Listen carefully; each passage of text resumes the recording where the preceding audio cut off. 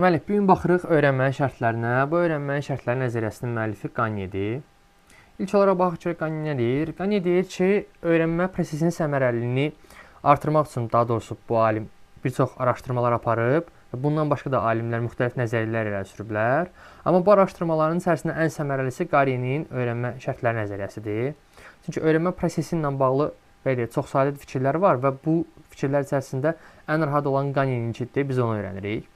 Qanye deyir, öyrənməni bir şərti proses kimi hesab eləyir və öyrənmənin səmərəliliyini tədrisin düzgün təşkil olunmağından asılı olduğunu bildirir. Yəni, öyrənmə bir şərti prosesdir və bu öyrənmənin nə qədər yaxşı olmağı tədris prosesinin necə qurulduğundan asılıdır. Yəni, sən tədris prosesini düzgün qurursansa, öyrənmə də uşaqların öyrənməsi də o səviyyədə olacaq, yaxşı olacaq. Əgər tədris prosesi yaxşı deyilsə, öyrətmə prosesi yaxşı deyilsə, uşaqların öyrənmələri də aşağı səviyyədə olacaq. Və Qanyeyə görə uşağın necə öyrənməyi onun nə öyrənməyindən daha vacibdir. Yəni, necəlik daha vacibdir Qanyeyə görə. Nəinki mövzunun nə olmağı. Və biz uşaqlara mövzuları verdikdə müxtəlif nəticələrə gələ bilərik. Əgər onlara mövzuları müxtəlif formada veririksə. Qanyenin düşünməsindən biri də budur. Yəni, fikirlərindən biri də budur. Və öyrənmə şagirdin davranışı ilə müşahidə olunur. Yəni, şagirdin davranışının nəticəsi nədirsə, yəni, öyrənmə də o deməkdir. Nə məna verir burada? Deyir, Qanyeyə görə öyrənmə müşahidə olunan davranışın nəticəsi kimi başa düşülür. Yəni, sən şagirddə hansı davranışı müşahidə edirsənsə, yəni, öyrənmənin də həmin səviyyədə olduğunu görürsən. Belə deyək, yanaşma belədir. Effektiv deyir, öyrənməni təmin etmək üçün təlim prosesində baş verənləri anlamaq mütləq formada vacib. Yəni, bir müəllim dərk eləməlidir öyrənmədə baş verən prosesləri ki, ona uyğun olaraq da prosesi tənzimləsin. Və Qanyeyə görə bu proses zamanı, öyrənmə prosesi zamanı təkcə şagirdlərin əvvəllər öyrəndiyi biliklər, onların zehni bacarıqları və strategiyaları yox, həm də ki, affektiv xüsusiyyətlər, yəni öyrənmədə onların həvəsi, marağı, öyrənməyə bağlılıqları falan da vacibdir. Sonra, gələk Qanyenin digər dediyi hissələrə. Deməli, Qanye deyir ki, təlim prosesinin səmərəli təşkil olunmaq üçün mütləq 9 addımdan istifadə olunmalıdır. Yəni, bu 9 addım bir dərsin gedişatında olmasa belə, baxın, burada qeyd olunub. Bir dərsin gedişatında olmasa belə, öyrənmə prosesini, amma bu 9 addıma görə biz müəyyənləşdiririksə, onda öyrənmə çox yaxşı, belə deyək də, effektiv nəticə verir. Hətta ən savadlı müəllimlər belə deyir ki, təlim prosesini səmərəli təşkil edə bilməzlər, əgər bu addımlardan istifadə eləmirlərsə. Və biz bu addımları təşkil edən zaman əvvəlki dərslərdə öyrəndiyimiz bulunma idrak taksonomiyasından onu uzlaşdırmalıyıq ki, öyrənmə daha da yaxşı getsin. İndi gələk görə öyrənmənin neçə dənə addımı var? Dediyimiz kimi 9 addım və bu 9 addım hansıdır? İlk olaraq şagirdin diqqətini dərsə cəlb eləmək. Bu birincidir. Sonra, ikinci, şagirdlərə təlim nəticəsini elan eləmək. Üçüncü, əvvəlki dərslərdə qazanılmış bilik və bacarıqları stimullaşdırmaq. Dördüncü, dərsin mövzusunu təqdim eləmək.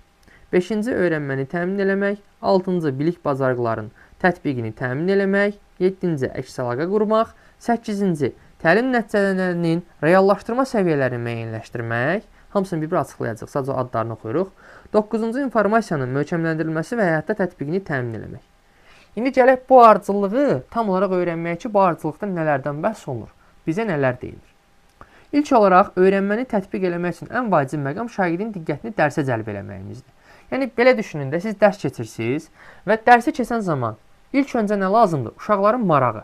Əgər uşaqların diqqəti, marağı dərsdə deyilsə, onlar heç də öyrənən deyirlər. Ona görə ilk növbədə də öyrənmə prosesində şagirdlərin diqqətini, marağını dərsə cəlb eləmək lazımdır. Dərs şagirdlər üçün maraqlı olmalıdır. Yaxşı, bəs bir müəllim dərsi şagirdlərə maraqlı eləmək üçün nələr eləməlidir? Müəllim dərsi şagirdlərə maraqlı eləmək üçün düşündürücü suallar, maraqlı, provokativ xarakterli suallar verərək şagirdləri dərsə cəlb eləyə bilər. Yəni, dərsi şagirdlər üçün maraqlı eləyə bilər. Sonra, digər şagirdlərin bir-birinə suallar verib onların cavab vermələrini xahiş eləmək olar. Yəni, uşaqlar bundan maraqlı olacaqlar, dərsə qoşulacaqlar. Müxtəlif fəallaşdırma üsullarından istifadə eləyərək, şəkil göstərərək, videoçaq göstərərək, audiodan, yəni səslərdən istifadə eləyərək, hər hansısa bir problemi ortaya qoyaraq, hər hansısa bir maraqlı hadisədən və yaxud da faktdan danışaraq, kimisə təcrübəsini paylaşmağını istəyərək, öz təcrübəniz ola bilər, şagirdlərin də hər hansısa bir təcrübəsi ola bilər, verilən mövzu ilə bağlı. Biz bunları eləyərək, ümumilikdə şagirdin diqqətini nə edirik? Dərsə cəlb eləyirik. Və şagirdin diqqətini dərsə cəlb eləmək də olur birinci addımımız. öyrənmək üçün ilk olaraq şagirdin diqqətini dərsə cəlb etmək lazımdır. İkinci nədir? İkinci addım dərsin təlim nəticəsini, yəni sonda şagirdin hara çatacağını məqsədi elan eləməkdir. Deyək ki, şagird A nöqtəsindən B nöqtəsinə çıxıb gedir. Əgər B nöqtəsinə getdiyini bilmirsə, onun sonda çatacağı məqsəd yoxdur. Məqsəd yoxdursa, o dərsə maraqlı olmayacaq. Yəni, öyrənmə yaxşı təmin olunmayacaq. Maraqdan sonraki ikinci mərhələ məqsədi bildirməkdir ki, o sonda hansı məqsədə çatdığını, hara çatacağını bilsin. Məqsəd dedikdə burada biz həm bilikləri, həm də bacarıqları nəzərdə tuturuq. Yəni, dərsin şagirdə öyrətdiyi bilikləri və bacarıqları əvvəlcədən onlara bildiririk ki, sən dərsin sonunda hansı biliyə və bacarığa yiyələnəcəksən. Bunu şagird bilirsə, bu zaman öyrənmə prosesi daha səmərəli təşkil olunmuş olur. Deməli, biz təlim nəticələrini şagirdləri elan eləyəndə nələrə diqqət eləməliyik? İnformasiyanın aktuallığına diqqət eləməliyik. Yəni, informasiya aktualdırmı? Həyatda harada və necə istifadə olunacağına diqqət eləməliyik ki, mən öyrətdiyim təlimin nəticələri, yəni şagirdlərin çatacağı sonda, dərsin sonunda çatacağı, əldə edəcəkləri bilik və bacarıqlar, onlara həyatda harada lazım olacaq? Həyatları boyu həmin bilikdən və bacarıqdan haradasa istifadə edəcəklərmi? Çünki dərsin məqsədini təyin edən müəllimdir. Bunu əvvəlki dərslərdə keçmişik. Və dərsin məqsədini müəllim təyin elədiyi üçün də məqsədi şagirdlərin həyatdakı, belə deyək də, istifadə eləyib elə bilməyəcəklərinə uyğun olaraq təşkil etməlidir. Və bu da dərsin səmərəliliyini, deyək, öyrənmənin səmərəliliyini artırır. Sonra digər bir vacib məqam təlim nəticələrini dərk eləyə bilmədiklərini, anlayıb anlamadıqlarını soruşmaqdır. Mən deyək ki, şagirdlərə deyirəm ki, sonda X biliyə və Y bacarığa yiyələnəcəyik. Hər hansısa biliyə, bacarığa yiyələnəcəyik. Yəni, bunu hansı biliyin, bacarığın olduğunu şagirdlər dərk eləyiblərmi? Bunu soruşaraq mən öyrənməni təmin eləyə bilərəm. Sonra şagirdlərdən nə əldə etmək istədikləri ilə maraqlanmaq. Yəni, onların bu biliyə, bacarığa nə qədər yiyələnmək istəyib, istəyənmədiklərini maraqlanmaq. Bu da, deyək ki, öyrənməni yaxşı təmin eləmək üçün istifadə elədiyimiz strategiyalardan biridir. Və ikinci oldu dediyimiz kimi, nə? İkinci oldu öyrənməni təmin eləyəndə. İkinci oldu təlim nəticələrini şagirdlərə bildirmək. Dediyim kimi, bu 1-45 dəqiqəyə aid 9 ardıcıllıq deyil. Bunu sadəcə olaraq ümumi öyrənmə prosesindən bağlı, belə deyək, biz öyrənirik də. Sonra, baxaq üçüncüyə. Üçüncü nədir? Üçüncü, dərsi keçən zaman bir müəllim çox vaxt istifadə eləyir. Nədən? Əvvəlki dərslərə, belə deyək də, qayıdır. Əvvəlki dərslərə uyğun olaraq nələrisə yadınıza salın deyir uşaqlara. Əvvəlki dərsdən yeni dərsə əlaqələndirir. Yəni, nə deməkdir? Əvvəlki təlimdə qazanmış bilik və bacarıqları stimullaşdırmaq o deməkdir ki, əvvəl öyrəndiklərimizin üstündə qurmaq, yeni öyrəndiklərimizi və əvvəlki bilik bacarıqlara istinad eləyərək, əvvəlkilərlə əlaqələndirərək materialı şagirdlərə çatdırmaq. Yəni, bu zaman öyrənmə daha yaxşı olur. Məsələn, bax, burada müəyyən şeylər var. Necə nail olmaq olar bəs əvvəlki bilikləri, bacarıqları stimullaşdırmaq üçün? Əvvəlki mövzulara istinad eləmək, bugünkü mövzu ilə əlaqə yaratmaq. Sonra, əvvəlki bilik ilə bağlı sual vermək. Yəni, bu kimi şeylərdən istifadə eləyərək biz şagirdlərdə öyrənməni təmin eləyə bilərik. Bu da oldu üçüncü. Yəni, bunun açıqlamalarına çox ehtiyac yoxdur, sadəcə olaraq izah eləyirik ki, başa düşə biləsiniz. Əsas 9 ardıcıllığı beyninizdə quraşdırmaqdır ki, bir müəllim dərsin gedişatı boyu olmasa belə, ümumilikdə öyrənməni təmin eləmək üçün nələrdən istifadə eləməlidir? Bir şagirdə nəyə öyrətmək üçün hansı yollardan keçməlidir? Addımlardan daha doğrusu keçməlidir. Dördüncü, dərsin mövzusunu təqdim eləmək. Biz dərsin mövzusunu təqdim eləyəndə şagirdlərin öyrənmə tərzlərini nəzərə almalıyıq. Bundan əvvəlki dərslərdə öyrənmə tərzləri haqqında da öyrənmişdik. 4 dənə öyrənmə tərzimiz var və müxtəlif yollardan istifadə eləyərək bu öyrənmə tərzlərinə uyğun olaraq mövzunu şagirdlərə təqdim eləməliyik ki, şagirdlər daha yaxşı öyrənə bilsinlər. Sonra, mövzunun öyrənilməsi üçün müxtəlif səmərəli üsullardan istifadə eləməliyik. Yəni, müəllim dərsi təşkil edəndə müxtəlif faktorları, yəni bu və yaxud da bu kimi müxtəlif faktorları nəzərə alaraq dərsin mövzusunu təqdim eləməlidir. Bəs yaxşı, dərsin mövzusunu necə təqdim eləyə bilər bir müəllim? Bir neçə formada, şifahi formada, yazılı formada, mühazirə formasında, video formasında, audio formasında və yaxud da bir neçə başqa formada da təqdim eləyə bilər. Bu da dediyimiz kimi ona görədir ki, şagirdlər daha yaxşı öyrənsinlər. Çünki hər insanın öyrənmə tərzi fərqlidir və ona görə də müxtəlif metodlardan biz dərsin mövzusunu şagirdlərə təqdim edirik. Deyir, təlim nəticələrinə nail olmaq üçün düzgün metoddan istifadə eləmək.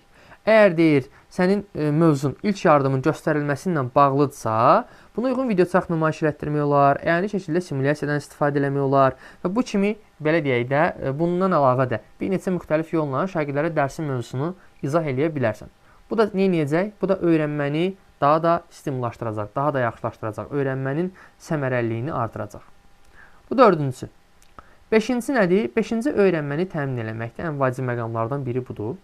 Müəllim deyir, səmərəli belə deyək də, öyrənməni, təlimi səmərəli eləməkdən ötürü öyrənməni dəstəkləyən müxtəlif yollardan istifadə eləməlidir. Yəni, öyrənməni təmin eləmək üçün aşağıdakı deyir fəaliyyətləri tətbiq eləməlidir müəllim. Hansı fəaliyyətləri? Yəni, sən şagirdə öyrətməyi istəyirsənsə, onu əlavə resursdan təmin eləməlisən. Tapşırıq eləmək üçün ona istiqamət verməlisən. Ona məqamda dəstək göstərməlisən. Sonra qiymətləndirmə rubriki verməlisən. Mövzu ilə bağlı araşdırmaya yönəltməlisən. Həyati situasiyalar təqdim eləməlisən.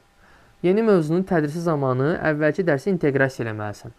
Hər hansı bir hadisəni danışa bilərsən şagirdə öyrənməni təmin eləmək üçün. Abstrakt informasiyanı maksimal dərəcədə vizuallaşdırmağa, yəni canlandırmalısan, ayırd eləməlisən onun üçün ki, abstrakt informasiyanı dərk eləyə bilsin, yəni izah eləməlisən qısacası desək. İnformasiyanı yadda saxlamaq üçün müxtəlif metodlardan, qeydlərdən istifadə eləyə bilərsən. Biliklərin harada istifadə olunub-olunmasından bağlı nümunə göstərə bilərsən.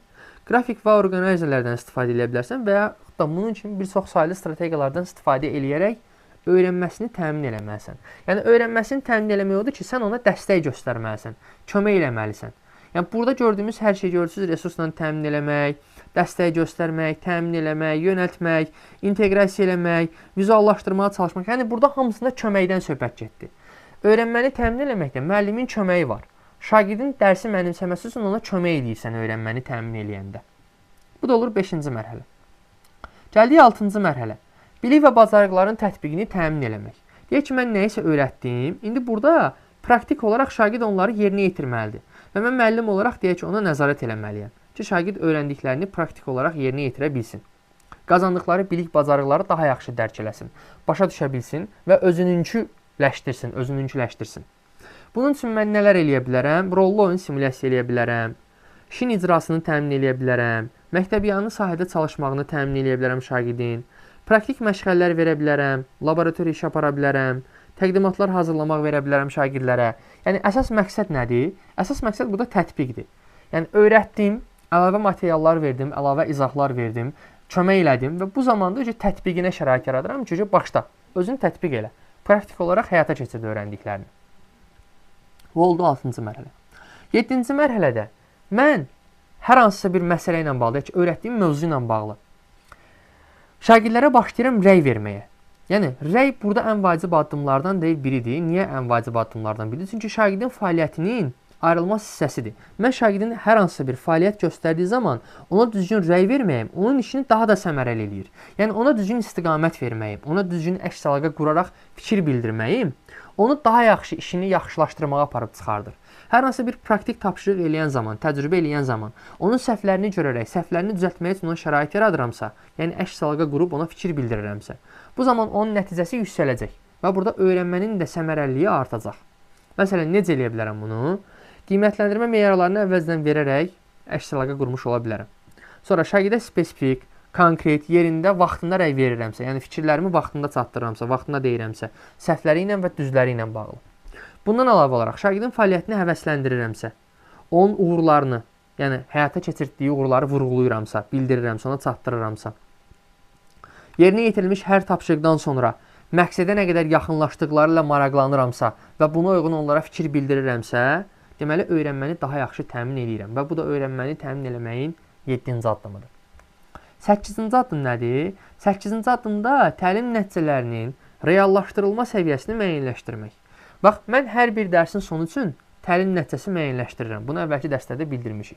Və təlim nəticəsinin mən səviyyəsini müəyyənləşdirməyə çalışıram ki, 8-ci addımda şagirdlər verilən təlim nəticələrinə, yəni qarşıya qoyulan biliklərə, öyrənməli olduğu biliklərə və bacarıqlara, yəni fəaliyyətlərə, bunun bölünə fəaliyyətdə yazaq, fəaliyyətlərə, bacarıqlara nə dərəcədə çatıblar? Nə dərəcədə çatıblar? Bax, bunu biz müəyyənləşdiririk hansı mərhələdə? 8-ci mərhələ və 8-ci addımda. Bəs bu səviyyəni müəyyənləşdirməyimizi necə eləyə bilərik? Sonda refleksiya eləyə bilərik. Təlimin sonunda, öyrənmənin sonunda refleksiya eləyirik. Refleksiya nədir? Yenidən öz elədiklərimizi nəzərdən keçirməyimizdir. Təlim məqsədləri ilə olduğumuz səviyyə arasında müqayisə apararıq. Sonra, müxtəlif qiymətləndirmə üsul vasitələrindən istifadə eləyərik. özünü qiymətləndirməni təmin eləyər ki, şagird öz-özünü qiymətləndirsin və öz düşüncələrini bildirsin ki, qoyulan biliyə və bacarığa hansı səviyyədə çatdığını şagird bildirsin ki, mən qoyulan biliyə, bacarığa hansı səviyyədə çatmışam. Tam olaraq ödəyirəmmi onları, həmin biliklərə, bacarıqlara çatmışammı, yoxsa hələ çatmamışam. Yəni, özünü qiymətləndirmək üçün burada rubriklərdə şagirdlərə vermək olar.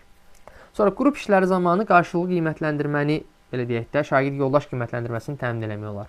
Və yaxud da bir müəllim olaraq qarşılıqlı qiymətləndirmə müəllim-şagird arasında olan qiymətləndirmədir, həm də müəllimi şagirdə fikir bildirməkdir. Müəllim qiymətləndirərək şagirdi hansı təlim nəticəsinə nə qədər çatdığını müəyyənləşdirə bilər. Yəni, təlim nəticələrinin reallaşdırma səviyyəsini müəyyənləşdirə bilər.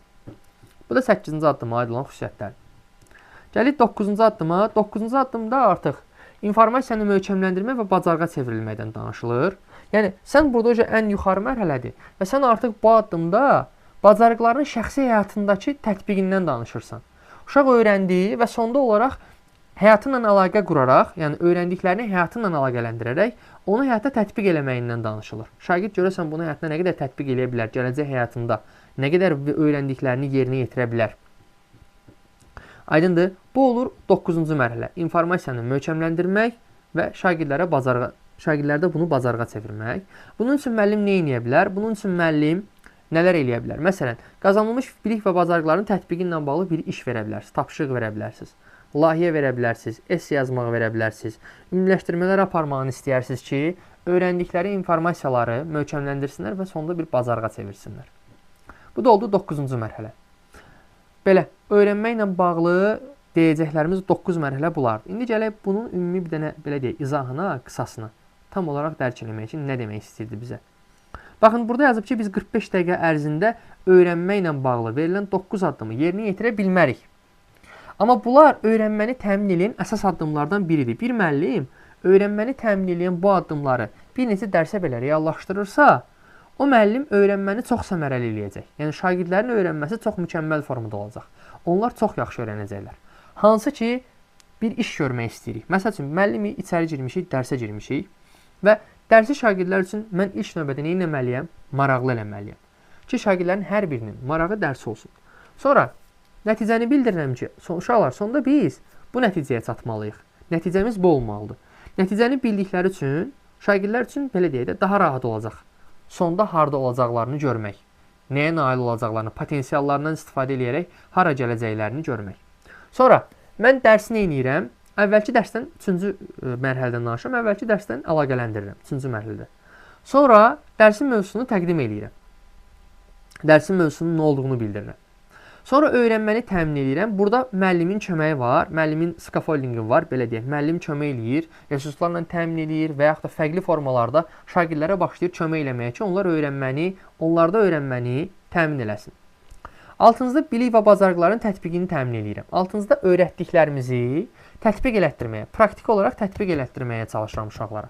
Yəni, praktik tapşırıqlar verirəm, onlar tapşırıqları yerinə yetirirlər ki, öyrəndikləri daha yaxşı yaddaşda qalsın.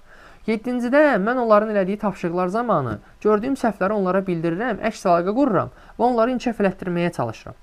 Verdiyim düzgün fikirlərlə, konstruktiv rəylərlə. 8-cidə mən onların təlim nəticəsinə nə qədər çatıb-çatmadığını yoxlayıram və onların özlərinin də bunu yoxlamaqlarına şərait yaradıram. 9-cuda isə öyrəndikləri informasiyaları möhkəmləndirib, həyatda tətbiq eləməklərinə çalışıram ki, görəsən bu uşaqlar öyrəndiklərini nə qədər yaxşı öyrəniblər və həyatda bunu tətbiq eləyə biləcəklərmi? Bax, mən bu 9-unu da təmin eləməyə bacarıramsa, burada göstərilənlərin 9-unu da təmin eləməyə bacarıramsa, deməli mən yaxşı müəlliməm və öyrənməni şagirdlərdə təmin eləmiş oluram. Bunları eləməklə. Bu da kimin nəzəriyyəsidir? Qanyenin. Qanye deyir ki, öyrənmə bir şərti prosesdir və öyrənmə zamanı bu 9 addımın 9-undan da istifadə eləyərək şagirdlərə öyrətmək lazımdır. Amma bu 9 addımın 9-unu da sən bir dərsdə tam olaraq reallaşdıra bilməzsən. Amma ümumilikdə bir neçə dərsə və proses boyu bunları ardıcıl yerinə yetirməklə sən şagirdi sondakı nəticəyə çox yüksək formada nailiyyət əldə edərək çatmasına kömək eləyə bilərsən. Bu da Qanyenin dediyi nəzəriyyənin adı. Öyrənməyə şərtlər nəzəriyyəsi və 9 addımdan ibarət olaraq bu öyrənməyə şərtlər nəzəriyyəsini bir sizə izah elədik. Belə, mənim nəzəriyyə ilə bağlı deyəcəklərim bu qədər.